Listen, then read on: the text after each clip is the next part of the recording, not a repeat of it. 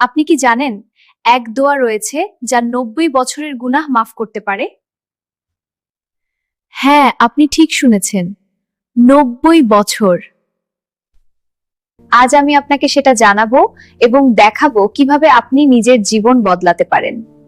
রাসূল সাল্লাল্লাহু আলাইহি ওয়াসাল্লাম বলেছেন, কিছু দোয়া এমন আছে যা পড়লে আল্লাহর রহমত এবং ক্ষমাপ্রাপ্তি হয়।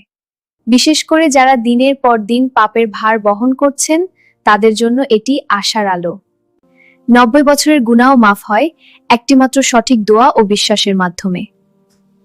ফজরের ২ রাকাত সুন্নত ও ফরজের মধ্যে বা যে কোনো সময় মনোযোগ দিয়ে পড়ার নিয়ম। বারবার উচ্চারণ করা যায়, প্রতিটি শব্দে আল্লাহর ক্ষমা ও রহমতের শক্তি। দোয়া পড়ার নিয়ম, ফজরের সুন্নত ও ফরজের মধ্যে সময় বের করুন। ৩ বার ধীরে ধীরে বলুন, অরুণ ইয়া গাফফারু গাফারু।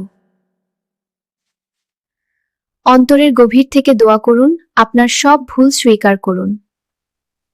প্রত্যেক ফজরের আগে এই দোয়া পড়ুন, দরুদ পাঠ করুন এবং দেখুন আল্লাহর রহমত কিভাবে আসে। মনে রাখবেন, আল্লাহর ক্ষমা অসীম।